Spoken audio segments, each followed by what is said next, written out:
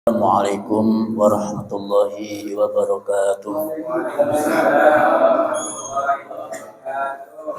Alhamdulillah alladzi la ilma lana illa ma 'allamtana wa 'allimna ma yanfa'una wa zidna ilma. Rabbi shrah li sadri wa yassir li amri wahlul 'uqdatam min lisani yafqahu qawli.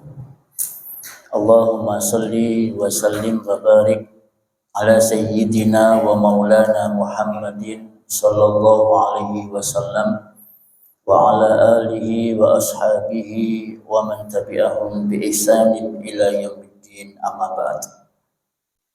Bapak Ibu kaum muslimin jamaah salat maghrib yang semoga senantiasa dirahmati dan diberkahi Allah Subhanahu wa taala.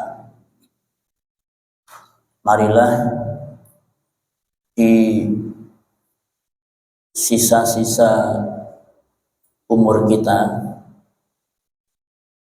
di sisa-sisa dari umur bumi ini, karena kalau kita mau mencermati dan memperhatikan bersama bahwa bumi kita ini sedang lagi nggak sehat. Mungkin kalau jenengan menangi Ebit GAD, ya. Ada yang kenal Ebit GAD?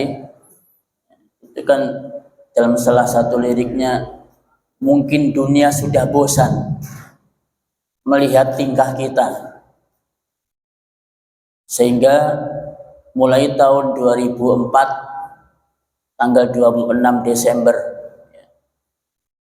di bumi Aceh sampai kemudian Yogyakarta, Padang, ya, dan terus beberapa daerah Palu, Lombok, Situbondo, Jember, sekarang Cianjur, belum selesai Cianjur, Semeru, Leduk boleh, ya Pak. Nah ini harusnya ketika melihat fenomena alam seperti itu membuat kita ini tersadar sebenarnya, harusnya. Ya. Karena tidaklah Allah Subhanahu wa taala mengirimkan itu semua kecuali dalam rangka untuk menakut-nakuti. Allah Ta'ala berfirman, wa ma nursilu bil ayati illa tahwifa. Dan tidaklah kami kirimkan tanda-tanda kekuasaan kami melainkan dalam rangka untuk menakut-nakuti. Tapi anehnya sampai sekarang manusia itu nggak takut-takut. Ya, jangankan kok KPK, jangankan kok polisi, sama Allah aja lo nggak takut. Ya. Itu orang Indonesia, Pak. Ya, jadi orang Indonesia itu wataknya, karakter itu nggak takut sama siapapun. Sama Allah aja nggak takut, ya, apalagi sama orang. Itu karakternya orang Indonesia. Saking nggak takutnya mereka, berkali-kali dihajar dengan bencana alam, ya masih tetap aja imannya ya tetap segitu, ya, kualitas ibadahnya ya juga tetap segitu, nggak ada perubahan, nggak ada yang nilai plus di hadapan Allah Subhanahu wa taala.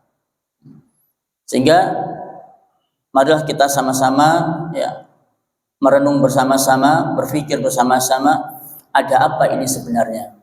Apa yang sedang terjadi dengan bangsa kita? Apa yang sedang terjadi dengan negara kita?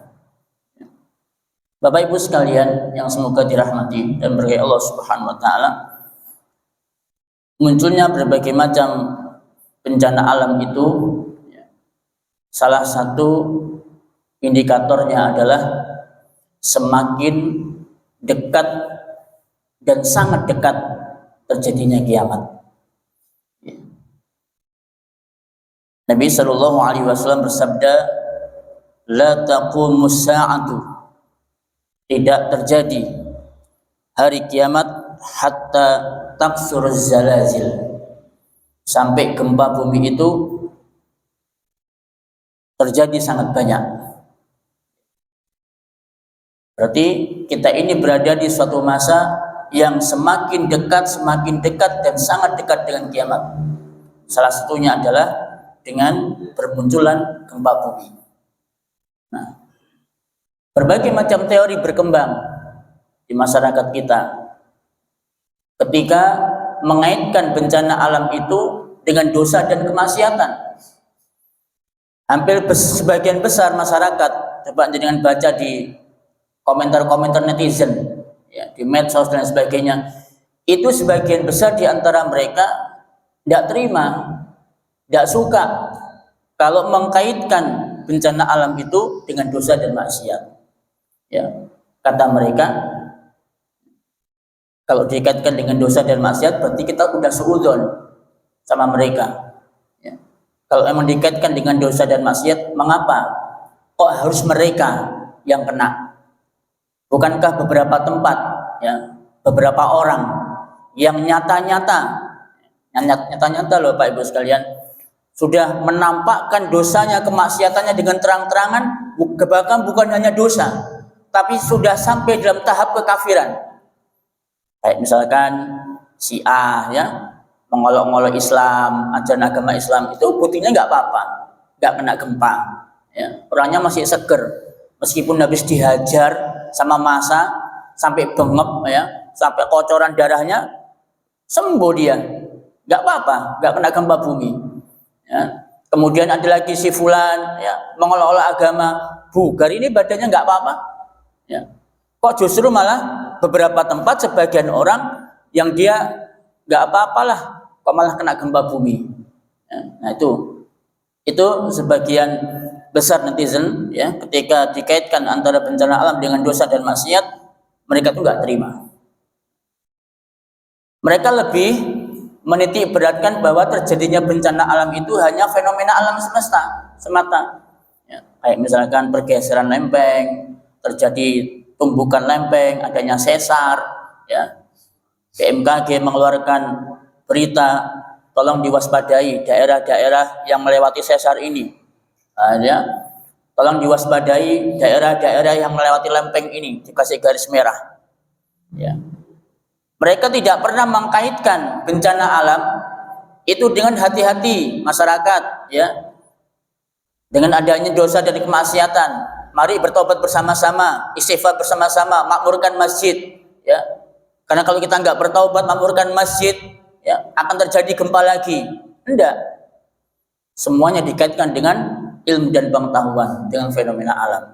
Ya bolehlah seperti itu, ya, nggak ada salahnya. Ya. Tapi berapa banyak negara-negara, tempat-tempat yang di sana mereka itu sudah melakukan antisipasi pencegahan, baik dari gempa bumi maupun Jepang, tetap Pak terjadi Pak. Di Jepang, Bapak Ibu sekalian, berapa banyak di tsunami itu di Jepang? Itu mereka sampai membuat pelampung, kemudian dikasih alarm, kemudian diapungkan di tengah laut. Jadi kalau ada tsunami, itu alarmnya bunyi. Jadi sehingga warga Jepang itu mereka punya waktu untuk mengungsi. Tapi apa yang terjadi? Ya, qadarullah, Allah berkehendak, ya, dengan segala sesuatunya, itu alarmnya mati, Pak. Ya. Tidak tahu mungkin dianu sama nelayan, apa mungkin ada orang-orang yang jahil usil, itu alarmnya mati. Ya. Jadi ketika terjadi tsunami, nggak ada alarm yang berbunyi, aman-aman saja. Begitu terjadi mereka terkejut, ya, tsunami itu langsung datang menghajar mereka, padahal sudah dipasang alarm. Itu Bapak Ibu sekalian, ya, ya, rumah dibangun anti gempa, ya bolehlah seperti itu, ya. Tapi kalau hanya semata-mata itu tidak mengkaitkan dengan Allah Subhanahu Wa Taala, bahwa sampai rumah itu, ya, dipasang anti gempa yang paling canggih sekalipun, kalau Allah sudah berkehendak, gempa Pak, roboh itu rumah, ya, roboh itu rumah. Oh, Jepang kan rumahnya pakai apa? Bukan pakai tembok, ya roboh itu, kena tsunami, ya, kena gempa bumi, roboh juga. Ya. Nah, itu teman-teman sekalian, ya, kita mensikapi bencana alam itu dengan bahasa iman, bukan bahasa BMKG. Ya. Kalau kita mensikapi dengan bahasa iman, insya Allah kita semuanya akan merasa takut. Ya. Kalau udah merasa takut, kemudian kita sadar, kemudian kita bertobat, kemudian kita akan segera memperbaiki diri kita. Kan begitu hasil akhirnya sebenarnya. Ya. Nah, Bapak Ibu sekalian, mari kita pelajari bersama-sama apa sajakah kira-kira yang mampu menyebabkan terjadinya bencana alam. Yang pertama, kesyirikan merajalela. Kesyirikan merajalela. Apa ada dalilnya? Tidak ada. Jadi kita ini Bapak Ibu sekalian, berislam itu usahakan pakai dalil. Jangan katanya saya. Oh katanya Ustadz Fauzi kesyirikan. Oh jangan. Ini ada dalilnya. Dalilnya surat Yunus ayat 13 sampai dengan 14. Bahwasanya kesyirikan itu merupakan faktor yang pertama dan utama terjadinya bencana alam. Allah berfirman, "Walaqad ahlaknal quruna min qablikum lamma dzalamu." Dan sesungguhnya kami telah membinasakan umat-umat yang sebelum kalian ketika mereka itu berbuat kezaliman. Wa ja'atuhum rusuluhum bil bayyinat, padahal para rasul mereka telah datang kepada mereka dengan membawa keterangan yang nyata. Wa ma kanu liyu'minu, tetapi mereka sekali-kali tidak mau beriman. Kadzalika najzil qaumal mujrimin. Demikianlah kami memberikan balasan pada orang-orang yang berbuat dosa. Ini ayat mana Ustadz yang bunyinya ada syiriknya? Ya. Di situ Allah berfirman, "Walaqad ahlaknal quruna min qablikum lamma dzalamu." Jadi zolamu itu Pak yang harus digarisbawahi. Mereka berbuat zalim. Mengapa kesyirikan itu dikatakan sebagai perbuatan yang zalim? Ya. Perbuatan zalim itu ada 3. Ya. Dalam Islam, perbuatan zalim itu ada 3. Yang pertama, zulmun la yughfar. Kezaliman yang tidak diampuni. Yang kedua, zulmun la yutraku. Kezaliman yang tidak dibiarkan. Yang ketiga, zulmun yughfaru. Kezaliman yang diampuni. Nah, apa kezaliman yang tidak diampuni? Ada yang tahu? Syirik Bapak Ibu sekalian. Ya. Dari mana kita tahu syirik merupakan kezaliman yang besar? Bukankah Luqmanul Hakim berpesan mendidik putranya dengan kalimat ya bunayya la tusyrik billah, wahai anakku jangan kamu berbuat syirik kepada Allah Ta'ala, inna syirka la zulmun azim. Nah ini Pak ya. Sesungguhnya syirik itu merupakan kezaliman yang besar ya. Apa sih zalim itu Bapak Ibu sekalian? Zalim itu kan wada'u syai'in fi ghairi mahallihi, menempatkan sesuatu yang bukan pada tempatnya, itu zalim. Lawang kopi aku ning gene sirah. Kalau di dalam sikil kan namanya zalim namanya. Ya. Maka sama dengan Allah itu kan kita tempatkan dia zat yang paling tinggi mulia kedudukannya, yang wajib kita sembah, kita ibadahi. Kemudian ketika tempatkan ada orang lain, benda mati, kuburan, ya, batu, pohon, kita tempatkan sebagaimana posisinya Allah Subhanahu wa taala, itu namanya zalim. Dan itu kezaliman yang besar, ya. Dan hampir sebagian besar, maaf ya, semua yang kena bencana alam itu akibatnya ini salah satunya, kesyirikan, Pak. Ya, di Aceh ketika para relawan ke sana, ya, setelah selesai itu ada beberapa relawan itu yang wawancara dengan orang-orang yang masih hidup. Pak, Mas, kira-kira dosa apa ya yang dibuat oleh masyarakat Aceh sehingga sampai dahsyat begini gempa sama tsunami-nya? Diinget-inget sama mereka. Oh ya Ustadz, masyarakat Aceh itu punya kebiasaan, mereka itu meletakkan sesajen, ya, itu di tengah laut. Ya, mungkin bahasa kita petik laut ya. Ya. Bahkan bukan hanya meletakkan sesajen di tengah laut, bahkan di tempat-tempat tertentu yang itu diyakini sebagai tempat yang keramat, itu kami tidak segan-segan untuk meletakkan sesajen di sana. Oh, mungkin itu salah satunya. Terus apalagi Pak? Dosa apalagi yang itu dilakukan masyarakat secara merata? Di Aceh ini Ustadz, yang namanya pacaran itu udah bebas. Sebelum diterapkan undang-undang syariat ya, sebelum itu ya. Kemudian yang namanya LGBT waktu itu udah biasa Ustadz di sini, nggak masalah. Ya. Nah, mungkin ini salah satunya. Kemudian apa lagi? Yang ketiga ini yang viral di medsos, bahwasanya di Aceh itu ada sebuah ladang ganja, bukan sebuah, hampir setiap rumah itu punya pohon ganja. Yang konon katanya dibuat sayur, itu sedap Pak. Ya, jadi kalau daun ganja dibikin sayur begitu, enak sayurnya. Ya, kadang dibuat lalapan, dia kulupan sama orang Aceh, begitu katanya. Ya, dan itu hampir merata. Setiap rumah punya kebun namanya ganja, setiap rumah. Subhanallah. Ya, nah ini rupanya Bapak Ibu sekalian yang menyebabkan Allah Ta'ala itu murka sehingga perintahkan kepada buminya, bumi goyangan titik po. Ya, bumi bergoyang. Begitu bergoyang sedikit, ada Pak. Ya, lober. Ya. Aceh, apalagi Palu. Ya, luar biasa beritanya Palu. Bukan hanya tsunami dan gempa, tapi juga tsunami lumpur. Ya. Dan ternyata subhanallah di sana, ketika para relawan mewawancarai, bahwasanya di Palu itu merupakan pusatnya LGBT. Membernya itu sudah sampai 1.000 orang. Coba, membernya LGBT Pak. Sampai 1.000 orang. Kemudian pusatnya perjudian yang ada di dunia, mungkin Asia Tenggara, itu ada di Palu. Pusatnya perjudian. Kemudian di sana pergaulan bebas, seks bebas, itu hal yang biasa di situ di Palu. Ya, makanya kemudian Allah hancurkan mereka Palu dengan sehancur-hancurnya. Ya. Lombok juga demikian. Cianjur yang terbaru, subhanallah. Gara-gara bencana alam nih, Bupati Cianjur melarang warganya untuk melakukan larung sesaji di tengah laut. Allahu Akbar. Tuh Pak, ya. Gara-gara ada gempa bumi ini, Bupati Cianjur di medsos melarang seluruh warganya untuk melakukan larung sesaji. Karena itu merupakan kesyirikan. Allahu Akbar. Ya, itu akhirnya masyarakat mulai terbuka ya, bahwa memang benar-benar kesyirikan itu faktor yang pertama terjadinya bencana alam. Tapi anehnya, berkali-kali seperti ini diingatkan sama Allah Subhanahu wa taala, lo enggak takut-takut juga.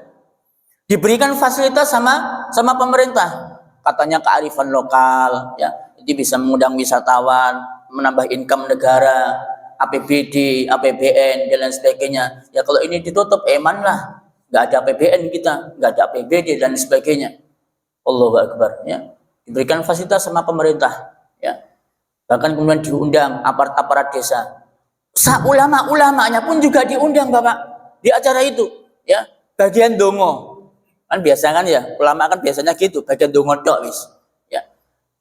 Ulama diundang bukan untuk mengingatkan bahwa itu termasuk kesyirikan, tapi diundang dalam rangka untuk mendoakan acara itu. Tambah ngeri kan seperti ini. Ya. Dan itu semuanya dibungkus dengan atas nama agama, dan agama yang dibungkus adalah tidak lain adalah Islam. Ya.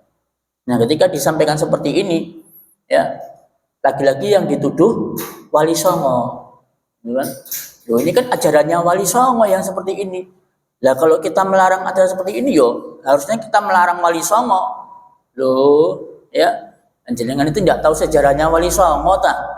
Ya. Bagaimana Wali Songo itu ketika mereka menyebarkan Islam di Indonesia setengah mati Bapak Ibu. Ya. Memang sih Wali Songo itu ada dua kubu. Kubu yang moderat, ya, kubu yang tradisionalis. Kubu yang moderat itu kayak Sunan Ampel, ya, Sunan Bonang, itu benar-benar moderat, kencang Pak orangnya, Kanjeng Sunan tuh. Yang tradisionalis itu kayak misalkan Syekh Siti Jenar, ya, kemudian Sunan Kalijogo, itu tradisionalis, ya. Tapi nggak berhenti di situ, Bapak Ibu sekalian. Ya. Justru ketika Kanjeng Sunan Kalijogo, ya, membumbui agama Islam itu dengan hal-hal yang berbau animisme, ya. Itu enggak dilarang sama Kanjeng Sunan Kalijogo, enggak. Tapi dibiarkan. Termasuk kayak sesajen, ya, acara kumpul-kumpul di kematian itu dibiarkan. Tapi kemudian dibumbui dengan kalimat-kalimat Islami, baca tahlil, baca Al-Qur'an, ya, baca zikir dan sebagainya begitu. Sampai Kanjeng Sunan Kalijogo ini diingatkan sama Kanjeng Sunan Ampel. Ya, Kanjeng Sunan, kan kamu sudah tahu ini amalia, ini ibadah, nggak sesuai dengan Rasulullah. Contoh Rasulullah Shallallahu Alaihi Wasallam diingatkan Pak Kanjeng Sunan Ampel. Apa jawab Sunan Kalijogo? Nggih Kanjeng Sunan, saya tahu. Ya, biarlah nanti generasi setelah mereka, setelah ini, itu ada yang meluruskan, ada yang merubah ajaran ini. Tuh, itu pesannya Kanjeng Sunan Kalijogo. Berarti Kanjeng Sunan Kalijogo dan seluruh Kanjeng Sunan itu mereka tahu bahwa Islam yang benar itu yang sesuai dengan Al-Quran dan mencontoh Rasul Shallallahu Alaihi Wasallam. Cuma sebagai strategi aja. Tuh, ya. Itu dokumennya tersimpan Pak di Museum Belanda. Ya, saya tahunya baru-baru ini. Subhanallah. Ternyata Kanjeng Sunan itu nggak seperti yang dituduhkan sama masyarakat, yang digambarkan sosok yang sakti, gitu ya. Apa lihat pohon itu langsung kemudian jadi emas, ya, beras jadi pasir. Itu yang dipertontonkan sama kita. Kesaktian-kesaktian Kanjeng Sunan. Padahal inti ajaran mereka sama, kembali kepada tauhid, kembali kepada sunnah. Sama Pak. Ya. Itu bisa ditemukan di museum di Belanda. Itu tersimpan di sana ketika beberapa ustadz itu mencoba ke sana, cross check, melihat buktinya, benar ternyata. Ya, itu kalimat yang ditulis oleh Kanjeng Sunan Kalijogo. Ya, diabadikan di sana. Nah, itu Bapak sekalian. Jadi petik laut, sedekah bumi, sedekah desa, apalah namanya itu ajaran Islam yang tidak selaras dengan apa yang dibawa oleh para Kanjeng Sunan Wali Songo itu. Ya kan? Nah, maka jangan dialamatkanlah tuduhan itu kepada mereka. Ya, jadi kesyirikan ini Bapak Ibu sekalian merupakan faktor yang pertama dan utama terjadinya bencana alam.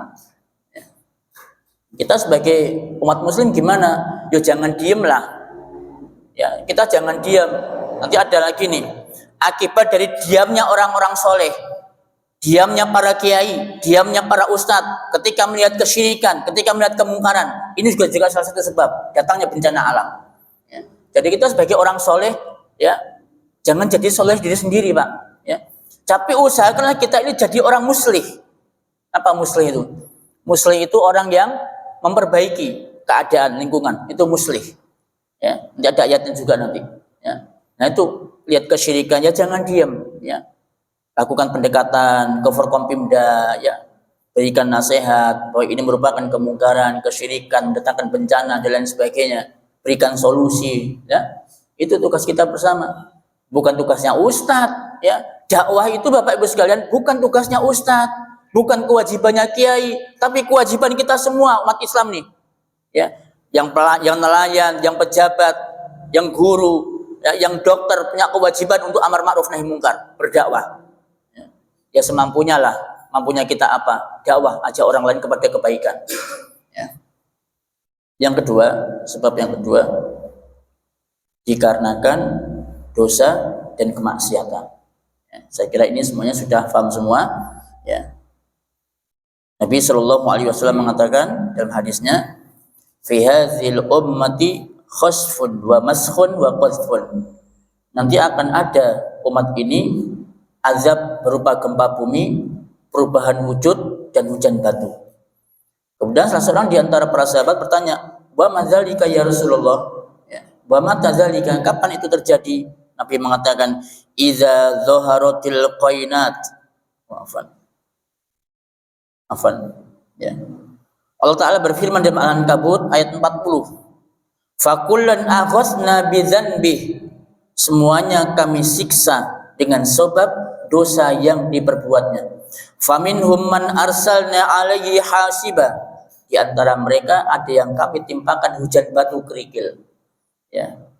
Wa minhum man akhazathu sayhatu. Di antara mereka ada yang kami timpa dengan suara keras yang mengguntur.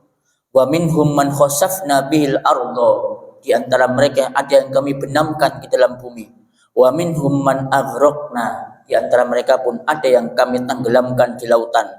Wa ma kana Allahu liyazlimahum. Allah sekali-kali tidak menzalimi mereka, walakin kanu anfusahum yazlimun. Tapi diri mereka sendirilah yang menzaliminya. Ya.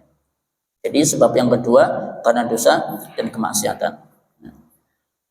Kemudian Rasul Shallallahu Alaihi Wasallam memperinci lagi, Bapak Ibu sekalian, memperinci lagi, mendetailkan lagi dosa-dosa apakah yang secara khusus bisa menyebabkan bencana. Ya, kalau tadi yang nomor 2 secara umum, ya mulai riba, ya apalah seks bebas. Ya. Sekarang Nabi memerinci dosa-dosa yang bisa menyebabkan terjadinya bencana secara khusus. Ya. Yaitu yang ketiga, musik dan minuman keras. Nah ini Pak, kalau dia dengar kata-kata musik, kayaknya hampir sebagian besar kita nggak terima nih. Loh, kok bisa musik itu haram? Kata siapa? Ya? Padahal musik itu memang enak didengarkan ya, enak didengarkan, enak dinikmati gitu kan. Bergenre apapun lah, yang mau rock, yang mau jazz, yang mau keroncong, yang mau campur sari, mau yang apa, musik-musik religi, ya, memang enak dinikmati. Tapi coba kita perhatikan apa yang diingatkan oleh Kanjeng Nabi kita Muhammad Sallallahu Alaihi Wasallam. Ketika beliau tanya, wa mata dzalika ya Rasulullah, kapan ketika terjadi gempa, ya, kemudian perubahan wujud, kemudian hujaban tuh, Nabi mengatakan, idza dzaharatil qainatu, ketika bermunculan biduanita. Biduanita itu apa Pak? Penyanyi perempuan ya, ya biduanita. Apabila munculnya biduanita, penyanyi wanita, ya, maka disitulah kemudian terjadi bencana. Ya, memang biduanita itu menarik Pak. Coba yang jadi penyanyi itu lelaki, ya penontonnya lelaki, menarik enggak Pak? Enggak menarik, ya kan? Enggak ada daya magnetnya kan? Coba yang jadi biduanita itu, yang jadi penyanyi wanita, meskipun dia pakai baju yang sopan, ya pakai ya baju panjang, kemudian pakai jilbab kayak Evita Mala itu ya, ya tetap ada daya tariknya. Ya, apalagi pakai bengesan ya, sing wabang, sing ijo, sing biru, ya, kemudian bibiran, tertarik kan jenengan? Masuk gawe klambi sing ruwapet kayak begitu. Tertarik, Pak. Mbek lenggak-lenggoknya begini gitu ya. Loh iya. Apalagi jenengan yang pakai biduanita itu pakai you can see, roknya di atas lutut, disawer begini. Waduh. Ya. Astagfirullah ya. Begitu, apalagi yang seperti itu tambah sangat menarik sekali. Ya. Bahkan nyawarnya pun nggak main-main, ya. Nyawarnya pun dari bawah. Allah ya Karim ya. Wah, itu memang menarik Pak yang seperti ini Pak. Banyak disukai sama lelaki. Coba kalau penyanyi laki-laki, ada yang nyawer enggak? Enggak ada. Ibu-ibu enggak kira nyawer, digemplang sampai bapak kok. Ya. Enggak itu. Nabi ingatkan nih. Idza zuharatil qainat, ketika bermunculan para biduanita. Wal ma'azif, alat musik. Nah, nyanyi kalau nggak ada alat musiknya, cemplang Pak, cia Pak. Ya, coba jenengan wis. Nyanyi apa ya? Ya, nyanyi apa wis? Nggak ada iringan alat musiknya, itu namanya lirik suara hambar. Ya kan? Maka ma'azif, alat musik ini salah satu di antara hal yang bisa mendatangkan bencana dari Allah Subhanahu wa taala. Wa syuribatil khumur, dan minuman-minuman keras banyak yang diminum. Hadis diriwayatkan oleh Imam At-Tirmidzi. Nah, ini Bapak Ibu sekalian, ya. Jadi musik ini salah satu bentuk kemaksiatan. Kalau khamar semuanya banyak yang tahu ya, minuman keras itu banyak yang tahu. Tapi ketika musik ini dibahas, dipelajari, banyak orang yang nggak terima, banyak orang yang sakit hati ketika musik dikatakan haram. Ya, padahal Bapak Ibu sekalian, para imam mazhab, para imam mazhab 4, ya coba udah, jangan nanti baca atau mungkin browsing ya. Mereka semuanya sepakat kalau musik itu hukumnya haram. Ya, yang makruh saja Pak, yang bilang makruh tidak ada. Ya, Imam Syafi'i kah, Hanafi kah, Maliki kah, atau Hanabilah mengatakan makruh saja musik, nggak ada Pak. Mereka semuanya sepakat haram. Cuma ada satu ulama memang yang berbeda, menyelisih jumhur. Ya, Imam Ibnu Hazm Al-Andalusi. Itu cuma itu toh yang membolehkan musik nyanyian. Yang lain para ulama semua, mereka semuanya sepakat haram. Nah, ini harus kita pahami bersama. Di Palu, ya di Palu Bapak Ibu sekalian, itu sebelum acara itu kan mereka membuat apa, pentas ya, pentas itu konser. Rencananya mau mendatangkan musik, tidak tahu dari daerah mana. Lumajang, ya. Mau memperingati 1 tahun meletusnya Semeru. Dibikinlah tenda, kemudian ada kursi-kursi dan lain sebagainya. Konon katanya, wallahu a'lam kebenarannya, di acara itu juga mungkin di samping sholawatan ya, di samping sholawatan itu akan mendatangkan alunan-alunan musik dan nyanyian. Itu Pak, memperingati 1 tahun erupsi Semeru. Belum selesai itu acara, belum diadakan, Allah datangkan lagi bencana berikutnya. Erupsi kembali meletus, itu kan? Meskipun belum ada korban jiwa, tapi kerugian material luar biasa. Ini Bapak Ibu sekalian, ya, sudah diketahui, udah terjadi erupsi Semeru yang pertama, kok tidak takut gitu loh? Tidak nggak tergugah kesadarannya, bagaimana memperbaiki keadaan, enggak, malah membuat dosa yang sama. Ya Allah Subhanahu Wa Taala murka, datangkan lagi kemudian erupsi Semeru. Ya. Nah, ini musik, ya, musik dan minuman keras ketika bermunculan dan merajalela di tengah masyarakat, maka hati-hatilah, ya, tunggu Allah akan datangkan bencananya.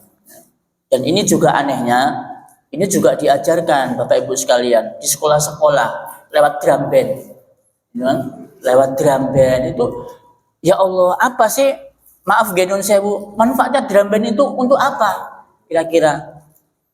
Ya.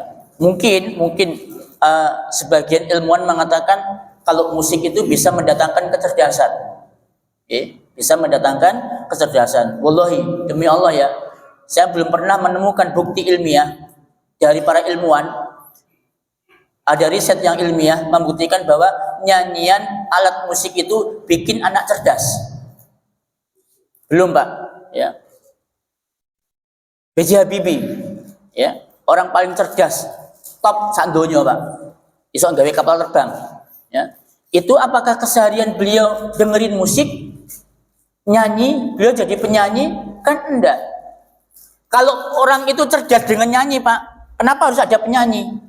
Kenapa enggak jadi dokter aja? Kok jadi penyanyi? Ayo coba dengan kita akal bersama-sama, kenapa dia itu jadi penyanyi? Kenapa bukan jadi dokter, bukan jadi ilmuwan astronot kayak Pak Habibie, begitu kan? Mestinya begitu. Kan dia cerdas dari kecil tuh, dididik nyanyi sama orang tuanya, sampai dia menjadi penyanyi yang tenar, penyanyi yang top. Kok jadi penyanyi? Kenapa bukan jadi ilmuwan kalau memang cerdas? Nah, ini sampai sekarang nggak terbukti, ya. Maka drum band ini juga salah satu, ya, yang bisa menanamkan musik, ya, kepada anak-anak kita. Janganlah itu ada di sekitar kita. Nah, yang keempat, yaitu merusak lingkungan, ya, merusak lingkungan, hutan-hutan ditebang, ya. Itu coba jangan lihat di Kalimantan. Kalau dilihat dari udara, hutan Kalimantan yang merupakan paru-paru dunia, itu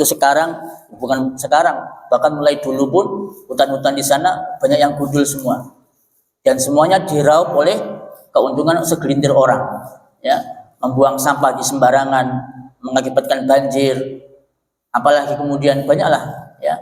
Maka Allah ingatkan dalam surat Ar-Rum ayat 41, Zaharul fasadu fil barri wal bahri bima kasabat aydin nas. Telah nampak kerusakan di darat dan di lautan karena sebab perbuatan tangan manusia. Jadi orang yang gemar merusak lingkungan itu menjadi penyebab datangnya bencana alam. Padahal sudah tahu loh Pak, ditulisi dilarang membuang sampah di sini. Banner Pak, sak geden-geden. Ya, itu di Kota Probolinggo. Ya, saya kalau melewati suatu jalan tuh, banner besar, dilarang membuang sampah di sini. Tapi apa yang terjadi? Yang namanya sampah itu Pak seperti TPA. Padahal bukan TPA. Okay. Jadi pinggir sawah itu, ya, di situ ada tepi sawah, itu tempat pembuangan sampah Pak. Padahal bukan TPA. Ditulisi sak gede sampai banner, masih kurang gede tah bannernya. Apa mungkin tulisannya kurang nyelekit? Ya, perlukah diganti tulisannya yang membuang sampah tidak boleh membuang sampah di sini kecuali anjing. Ya apa nek ditulis kayak begitu? Kira-kira sakit hati enggak? Ya pasti sakit hati. Dan tulis yang biasa-biasa aja, yang normal, yang baik, enggak tergugah tuh Pak, enggak sadar. Itu kan? Nah itu Pak, itu di kota ya, enggak tahu kalau kabupaten udah benar seperti itu, ya. Membuang sampah sembarangan. Itu kalau udah banjir baru yang disalahkan pemerintah, yang inilah, yang itulah dan sebagainya. Tapi kita nggak pernah menyadari dengan kebiasaan kita yang suka merusak lingkungan. Nah. Yang kelima, tidak amar ma'ruf nahi mungkar. Nah ini. Jadi orang-orang soleh, para ustadz, para kiai, ketika melihat kemungkaran, mereka itu diam, tidak mau berbicara. Lihat Al-Maidah ayat 105. Ya.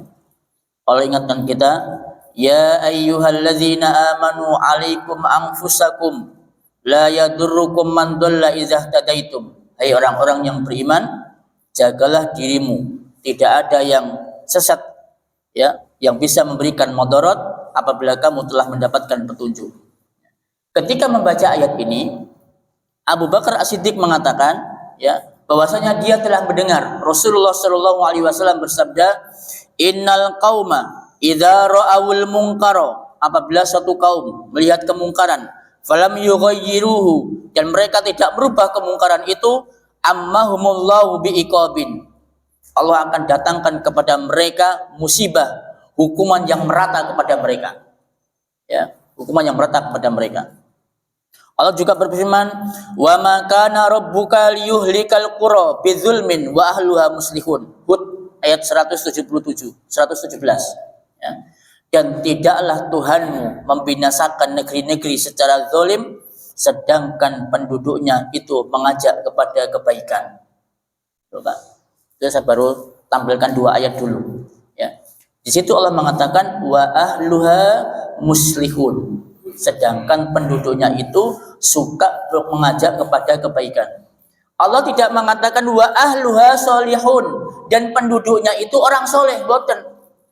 Jadi orang yang gemar di masjid, ya, gemar puasa Senin Kemis, ya, suka sedekah Jumat berbagi, ya, dan lain sebagainya, itu bukan hanya tidak mendatangkan bencana. Ya.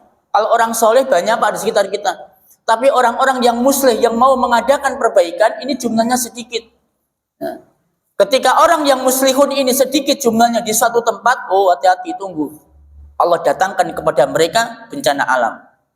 Tahun 1955, Bapak Ibu sekalian, ya, ini sepertinya juga viral juga nih. Tahun 1955 di daerah Banjarnegara, Jawa Tengah, ya, itu ada sebuah dusun, namanya dusun Legetang, ya. Itu yang namanya kemaksiatan kemungkaran itu sudah hal yang biasa. Yang namanya zina itu bukan hal yang tabu, Pak, ya. Dan zina di sana, maaf, bukan kayak sekarang pakai aplikasi micet itu ya, terus kemudian booking, enggak, ya. Terang-terangan booking itu di depan pintu. Ya. Lelaki datang, ya, kemudian pesan di situ, ya langsung dilakukan di situ. Ada penyanyi-penyanyi lengger itu ya, yang dengan lenggak-lenggoknya, kemudian kayak zaman sekarang disawer seperti itu. Itu hal yang biasa di sana. Bahkan saking umumnya, saking biasanya perzinahan di sana, sampai perzinahan antara saudara kandung, antara ayah dengan anak, ibu dengan anak, itu biasa, Pak. Di Banjarnegara. Betul ini.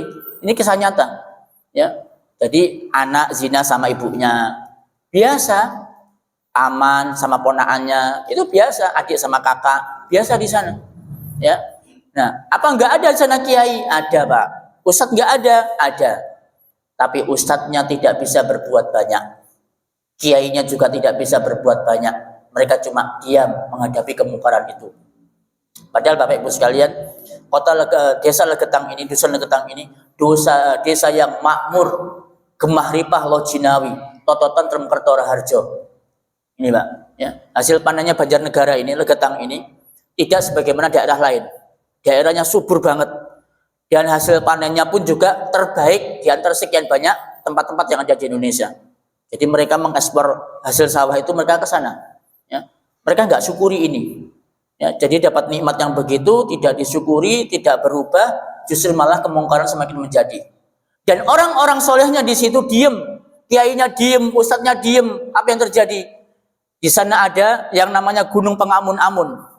Ya. Jadi malam itu, ya, semua masyarakat Legetang hanyut dengan kemaksiatan, ya, sing apa, hubungan sama saudara kandung, hubungan sama orang lain, itu larut semua sudah, asik, nikmat semua di situ, ya, terjadilah kemudian malam itu hujan lebat, ya. Karena saking lebatnya, warga desa itu nggak ada yang berani keluar, Pak. Mereka semuanya di rumah. Apalagi tahun segitu, belum ada listrik kan, cuma pakai obor ya, sama lampu teplok tuh, zaman segitu. Nggak ada yang berani keluar. Begitu mereka dikejutkan dengan suara dentuman bom seperti bom yang sangat keras. Dem. Mereka sampai bertanya-tanya, ini suara apa? Mercon tah, apa bom apa-apa, nggak tahu mereka. Begitu keesokan harinya, mereka lihat di sebuah gunung, ternyata gunung yang semula itu begini bentuknya, itu tinggal separuh, Pak. Gunungnya itu tinggal separuh. Loh, kok tinggal separuh? Kemana gunungnya? Kaget mereka. Ternyata mereka dikejutkan lagi bahwa di sebuah dusun itu, Legetang itu, gunung itu kemudian menimpali mereka. Separuh gunung. Hancur musnah, Pak. Nggak ada satupun yang tersisa. Nggak ada yang hidup. Sampai sekarang dibuat monumen, tugu. Ya, bahwasanya di tempat ini pernah terjadi bencana alam. Ya, gunung pengamun-amun menimpa penduduk desa ini. Itu, Pak. Ya. Nah, jadi diamnya orang-orang soleh ya, yang ada di sekitar kita ini bisa mendatangkan adanya bencana Allah Subhanahu Wa Taala. Ya, alhamdulillah ya, kita ini bersyukur di kota kami punya wali kota yang peduli dengan kemungkaran, sampai mengeluarkan perda, gitu kan, bahwasanya kafe, diskotik, hiburan-hiburan malam di kota Probolinggo itu ditutup, tidak boleh ada. Selama saya menjadi wali kota di sini, tidak boleh ada tempat hiburan yang membuka praktek di sini. Allah, tak cukup jempol 4, Pak. Ya, ini namanya bersinergi antara Forkopimda, ya, wali kota, ulamanya, kiainya, ustadznya bergabung jadi satu, menguatkan ini perdanya wali kota, aman tuh kota Probolinggo. Ya, nah, kabupaten harusnya begitu, Pak. Ya, ditiru. Kita jangan merasa aman, wala ta'manu makrallah, jangan kalian merasa aman dari makar Allah. Itu di utara kita laut loh, Pak. Ya, di selatan kita gunung loh, Gunung Bromo yang pernah melakukan erupsi kan. Ya. Ini kita dikelilingi sama tempat-tempat atau daerah-daerah yang penuh dengan potensi untuk mendatangkan bencana alam. Ya kan? Yang kemarin di mana? Di Banyuglugur tuh gempa katanya. Ya, sampai dirasakan di kabupaten. Di sini sampai merasakan katanya begitu. Allah, ya Allah, lindungilah masyarakat Paiton, ya, banyak mendoakan begitu, ya. Dan ini potensi semua, Bapak Ibu sekalian. Nah, kalau kita kemudian dengan berbagai macam gempa ini nggak semakin sadar juga, nggak mau tobat, nggak mau berubah, mau diapakan terus, Pak? Allah ingin mendatangkan apa lagi untuk kita supaya kita ini sadar mau berubah, ya kan? Nah, diamnya kita ini justru malah mendatangkan bencana alam. Kemudian Allah juga berfirman dalam surat Al-Anfal ayat 25. Wattaqu fitnatan la tusibanna alladzina zalamu minkum khassah. Dan takutlah kalian kepada musibah yang tidak hanya menimpa orang-orang zalim di kalian saja. Wa'lamu annallaha syadidul iqab. Ketahuilah bahwa Allah memiliki hukuman yang pedih. Al-Anfal 25. Ya. Ini akibat dari orang-orang yang suka mendiamkan kemungkaran yang ada di sekitar kita.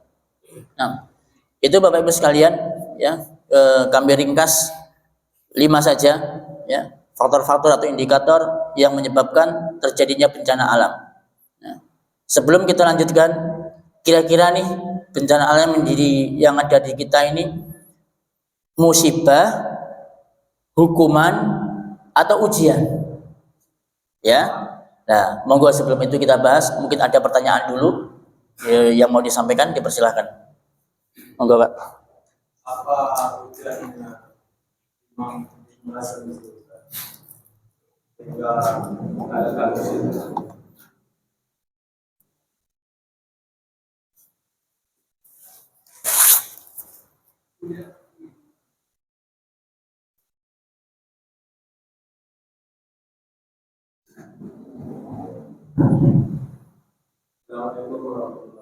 Waalaikumsalam warahmatullahi wabarakatuh. Adanya apa hujannya? Imam Ibnu Hazm sehingga ada kasus. Insyaallah. Barakallahu fiik. Nah, apa hujahnya, argumentasinya, dalilnya Imam Ibnu Hazm ketika beliau membolehkan musik? Nah, dalam kitabnya Al-Muhalla, ya, Imam Ibnu Hazm mengatakan bahwa hadis-hadis ya yang meriwayatkan dari Rasulullah Shallallahu Alaihi Wasallam tentang haramnya nyanyian dan musik itu semuanya adalah doif, lemah, bahkan ada yang palsu, kata Ibnu Hazm begitu. Itulah yang kemudian mendasari beliau mengatakan bahwa semua dalil tentang haramnya musik dan nyanyian itu tidak kuat, sehingga dari sini maka nyanyian dan musik itu hukumnya boleh. Ya. Tapi kemudian dibantah sama para ulama juga Imam Ibnu Hazm itu. Atas dasar apa beliau melemahkan dan memalsukan hadis tentang haramnya musik? Ya, setelah diteliti semua nggak ada sedikit pun yang doif, yang palsu pun juga nggak ada. Bahkan para ulama yang membantah beliau pun mengutip Al-Quranul Karim, surat Luqman ayat 6. Tuh, Pak. Ya, surat Luqman ayat 6. Itu ayat yang berbicara tentang haramnya musik. Ya, itu para ulama yang bilang loh ya, bukan saya. Saya cuma baca terus menyampaikan ke jenengan. Allah berfirman, wa minan nasi man yashri lahwal hadisi liyudillan nasa an sabilillah.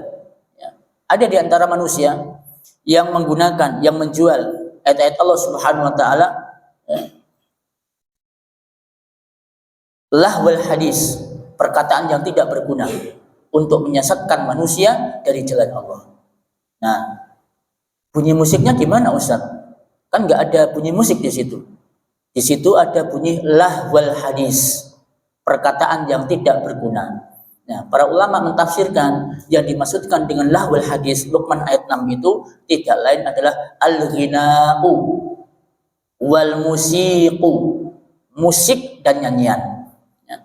Berarti di antara manusia ada yang menggunakan musik dan nyanyian digunakan untuk menyesatkan manusia dari jalan Allah Subhanahu wa taala. Ya, itu haramnya musik, Pak. Luqman ayat 6.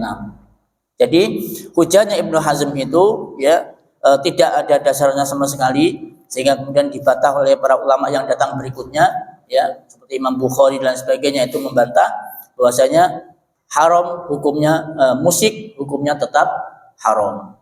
Nah, sekarang persoalannya, ada enggak Ustadz alat musik atau nyanyian yang boleh? Ada, Pak. Ada. Alat musik yang boleh di dalam Islam itu namanya duf. Ya. Duf itu bahasa kita terbangan, rebana. Ya. Itu pun para ulama menjelaskan, duf yang boleh itu rebana yang polosan, yang nggak ada cik-ciknya. Ya. Kalau ada cik-ciknya, dung dung cik cik, dung dung cik cik, gitu kan? Ya, itu masih termasuk alat musik yang ada cek-ceknya itu. Ya, harusnya duf biasa. Ya. Kemudian yang menyanyikannya bukan biduanita, ya podoai Pak, ya, pakai terbangan yang menyanyikan biduanita. Tola al badru, waduh ya, betul tola al badru ini, tola al itunya biduanita. Ya. Yang menyanyikan anak kecil. Kapan ini terjadi? Yaitu ketika waktu itu ya ada sebuah pesta pernikahan.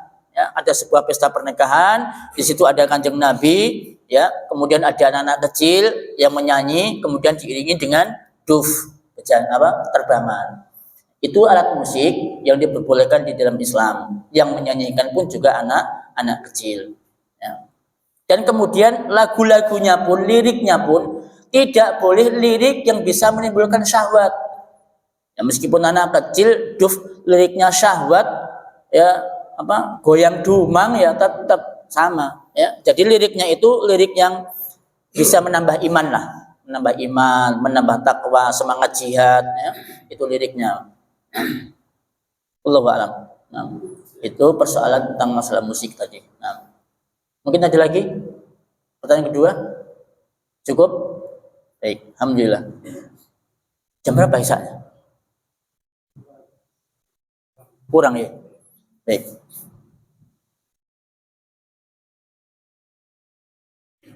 Bencana alam yang terjadi di sekitar kita ini musibah, hukuman atau ujian.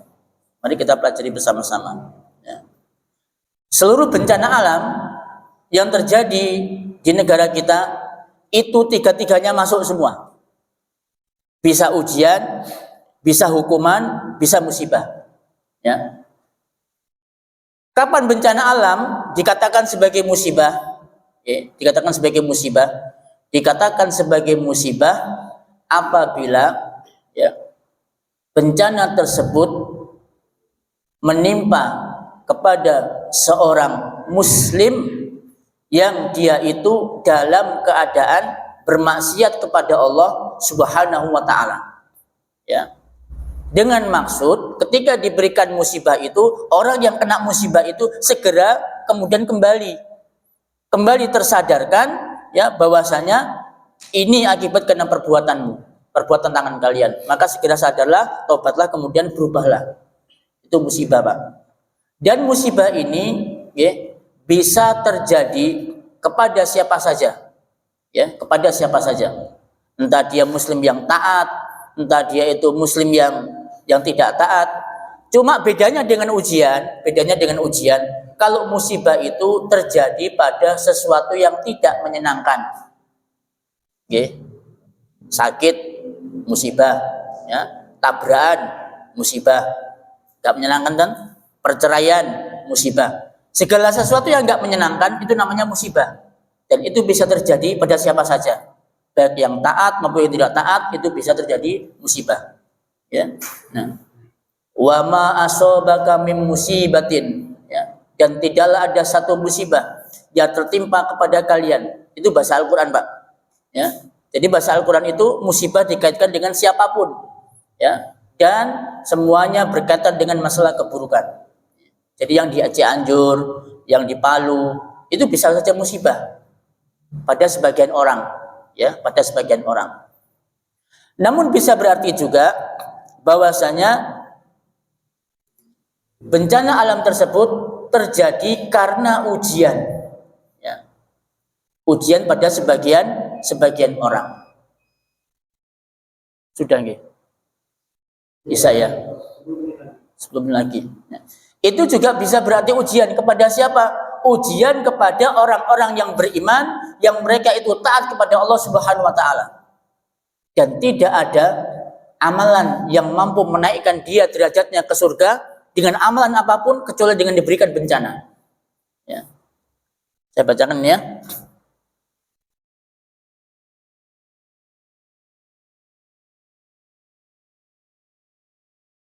Rasulullah Shallallahu Alaihi Wasallam bersabda, Innal abda, sesungguhnya seorang hamba, idza sabaqat lahu minallahi manzilah, ketika dia itu ditentukan takdirnya, mempunyai suatu manzilah, kedudukan di akhirat, di surga, ya. Lam yablughu bi amalihi, yang tidak akan bisa sampai dengan amalnya, dengan amal solehnya, ibtalahullahu fi jasadihi, Allah akan berikan kepadanya ujian di tubuhnya. Au fi malihi, atau hartanya. Au fi waladihi, atau anaknya. Summa sabbara, kemudian dia bersabar. Ala zalika, atas itu, hatta yablughul manzilah allati sabaqat lahu minallahi ta'ala, yang tidak akan pernah dicapai dengan amalan apapun. Jadi itu Bapak sekalian. Jadi ujian itu ya Allah Subhanahu wa taala berikan kepada sebagian orang dengan bencana tadi dalam rangka untuk menaikkan derajatnya nanti di surga. Ya. Mungkin dengan sholat nggak bisa, diangkat dengan sholatnya nggak bisa. Dengan puasanya Senin Kemis, puasa Daud, puasa Ayyumul Bid nggak bisa juga. Meskipun dengan Jumat berbagi, dia rutin nggak pernah ketinggalan, nggak bisa ngangkat. Maka Allah kasih dia bencana alam. Diberikan ujian berupa bencana alam. Nah itu ujian bagi dia. Nah, dan ujian itu Bapak Ibu sekalian itu juga bisa dengan sesuatu yang menyenangkan. Nggak melulu masalah yang menyedihkan, yang menyedihkan, mendatangkan penderitaan dan lain sebagainya. Sesuatu yang menyenangkan pun juga ujian. Ya. Jenengan dikasih harta yang melimpah. Ujian enggak? Ujian, Pak. Ada yang enggak bilang begini, ya Allah, aku kok dikasih duit banyak, yang musibah ini. Ya. Ada Pak yang bilang musibah dikasih uang? Enggak. Bilang ujian. Dikasih anak cakep, ya, wajahnya tampan, wajahnya cantik, pinter lagi. Ini ujian? Ujian, Pak. Jenengan punya istri cantik, seksi, bahenol, musibah apa ujian? Musibah apa ujian? Ongguan. Ya. Ya. Aduh mama, sampean iku aku untuk sampean iku musibah. Enggak ada, ujian semua itu, ya. Menyenangkan, Pak. Ujian semua, ya. Rumahnya besar, gede, magrong-magrong, itu semuanya ujian juga, ya. Jadi ujian itu tidak melulu dengan perkara-perkara yang menyedihkan, termasuk perkara yang senang. Maka demikian pula terjadinya bencana alam ini merupakan ujian bagi sebagian orang. Ujian bagi sebagian orang, tidak seluruhnya, bagi sebagian orang. Kemudian dengan diberikannya bencana ini, ya, membuat orang itu dosanya diampuni oleh Allah Subhanahu wa taala, dan itu sebagai tanda kebaikan bagi dirinya, ya. Nabi sallallahu alaihi wasallam bersabda, "Idza aradallahu bi 'abdihil khaira." Ketika Allah menginginkan kebaikan pada seorang hamba, ajjalalahul uqubata fid dunya. Allah segerakan siksanya di dunia. Wa idza aradallahu bi 'abdihi syarra. Kalau Allah menghendaki keburukan pada suatu hamba, amsaka anhu bi dzanbihi. Allah tahan itu, ya, dengan dosanya hatta yuwafiya bihi yaumil qiyamah, sampai nanti dia tebus pada hari kiamat, ya. Jadi jenengan Pak, kalau ada orang yang suka menghina agama kita, mengelol syariat Islam, badannya masih seger, tidak pernah kena gempa, hati-hati Pak, ya. Itu bukan Allah lagi cinta sama dia, enggak, ya. Tapi Allah sedang memanjakan dia.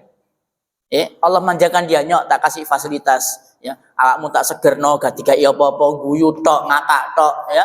Dikasih jabatan di pemerintahan, oke, ya. Berarti itu Allah sedang menyiapkan keburukan kepada orang ini, nanti akan ditebus di akhirat. Dintek nanti di akhirat Pak, ya. Dijelem-jelem no, dibeles nanti, portepor be malaikat, talonta lagi lah, ya.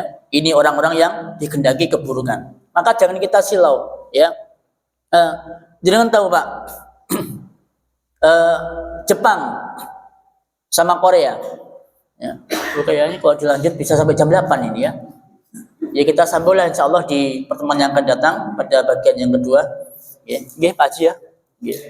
Kita off dulu sampai di sini.